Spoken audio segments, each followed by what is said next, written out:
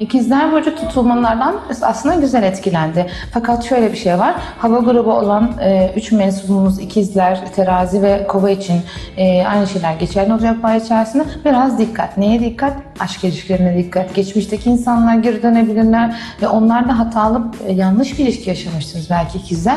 Bunları görmezden gelip hayatınızda kimse yoksa aman bu ilişkimi tekrar başlayayım edasında olabilirsiniz ama bu yanlış bir şey olacak. Yaşanmışı yaşamamanız gerekiyor. Tarih tekrar edecek bazı konularda ikizlerde. Tüm hava gruplarında özellikle. Ama Merkür'ün hareketi yeni durduğu için özellikle bu hafta ikili ilişkilerde dikkat. Hemen karar vermemeleri gerekiyor. İşle alakalı çok fazla koşturacaklar ama bu hafta çok sonuç alamayabilirler. Önümüzdeki haftaya kalabilir ama mutlaka koşturmaya devam etsinler. İşle alakalı zeminlerini bu hafta çok fazla iyi hazırlamaları gerekiyor önümüzdeki günler için. Aşk hayatıyla alakalı dediğim gibi tarih tekrar edecek. Aman sakın kapılmasınlar. Bir hafta sonraya bıraksınlar bence. Parayla alakalı ödeme krizleri yaşayabilirler çarşamba ve perşembeye kadar ama cuma gibi hepsini toparlayacaklarını düşünüyorum. Bu hafta iş hazırlıkları çok ön planda.